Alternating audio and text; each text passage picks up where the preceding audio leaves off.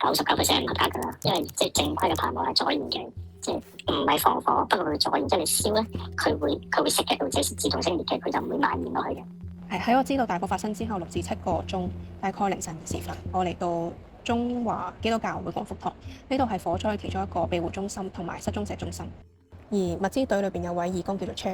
Cherry 同我講，市民捐咗好多嘅物資去到社區會堂，而 Cherry 自己就帶咗毛氈過。咁我就問 Cherry 有啲乜嘢想同香港人講啦，咁佢就話希望大家可以對消防人員少一啲怨氣。即係鍵盤戰士係一件好容易嘅事，但係你問我嘅有心嘅出嚟幫手睇一睇現場，你就會知道大家發生緊咩事咯。雖然依家火勢已經撲熄咗啦，但係呢場嘅災難將會俾遇難者嘅親友同埋屋苑居民等等嘅人都留下好大嘅傷疤。到底火災係點樣發生嘅？有啲咩人同埋部門係有責任嘅？同埋我哋將來可唔可以吸取教訓，唔會再令到更加多嘅人命犧牲呢？真正嘅起火原因同埋責任依然都需要時間去釐清，但係我哋可以肯定嘅係呢一場嘅大火去揭開咗香港住宅安全嘅一個巨大缺口，而我哋一定要睇到佢。